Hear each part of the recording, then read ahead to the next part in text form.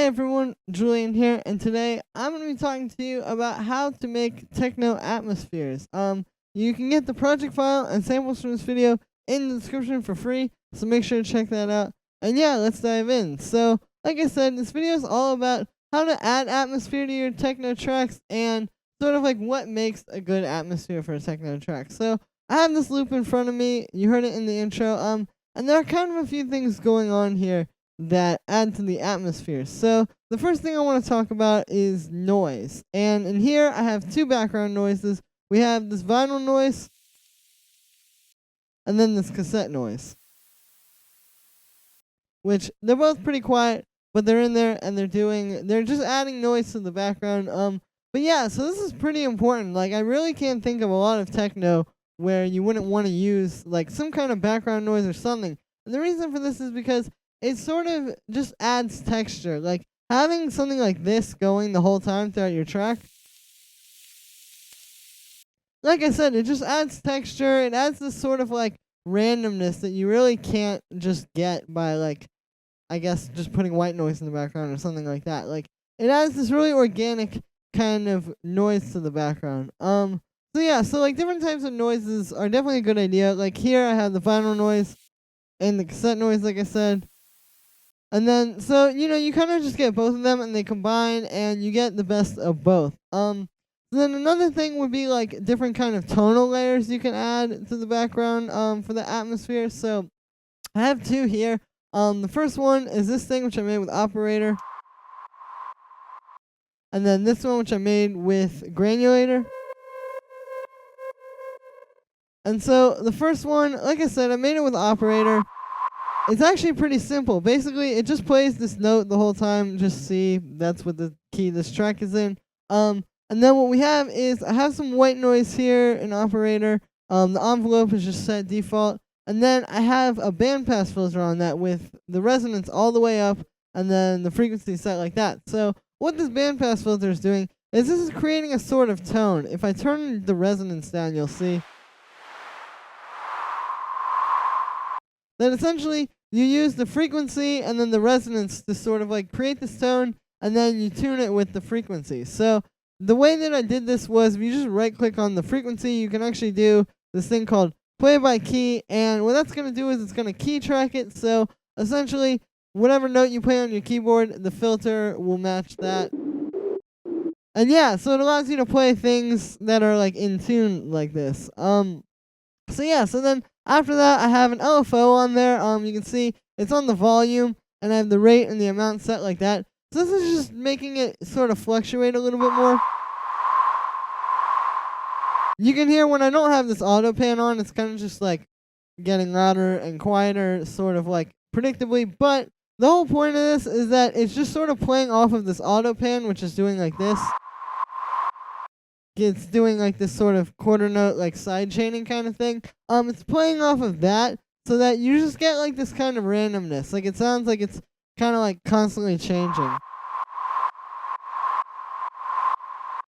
So yeah, so it's a nice thing. And it's important to do stuff like that to sort of give it movement as well, like with that LFO and then this auto pan here. So then the next one is this one that I made with the Granulator. It sounds like this. And yeah, so the way that I made this was I took this little vocal sample. I will play it for you real quick. It was this one. So just that. And what I did was I have a long note playing on this one as well. It's just playing C, just like with the white noise. And what's happening here is I have the spray on. So essentially, if you don't know the way granular synthesis works, it's basically playing your sample back the same way a sampler would, where it just plays it from start to finish. But what a granular synth does is it plays like random parts of the sound. So the spray knob is essentially controlling that. So I have it set there, and you can see it's like moving around.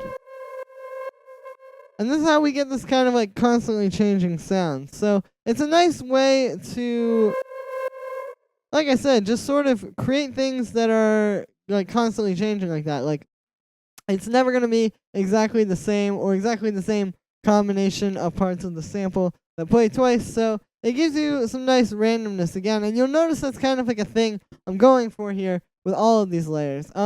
So then after the granulator, I'll show you, this is what it sounds like just coming out of there.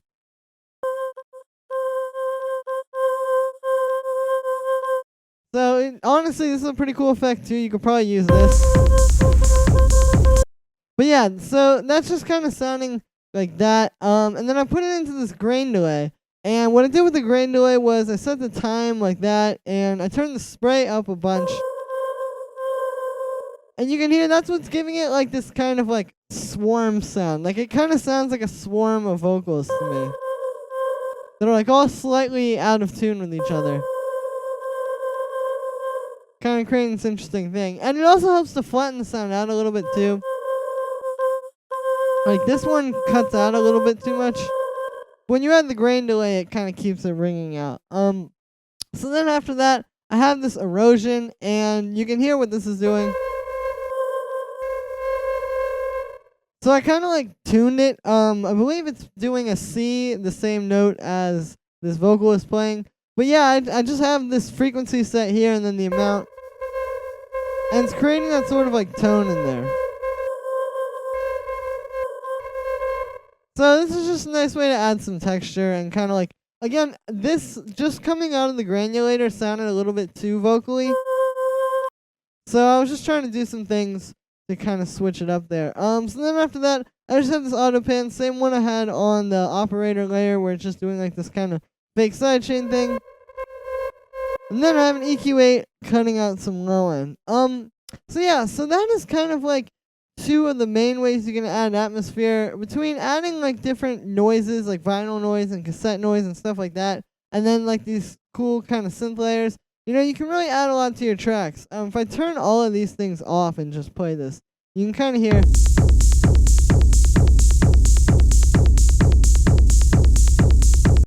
Like it's I mean, it's still techno, it's still cool, it's still got, you know, everything going for it that it had before. But it doesn't have as much like atmosphere, and just kind of like it doesn't sort of pull you in as more. It doesn't feel as strong. It doesn't feel as compelling. Whereas when you have these things, you know, it really pulls you into like, it almost kind of creates like a world, if that makes any sense for the song. And yeah, it just gives it more context.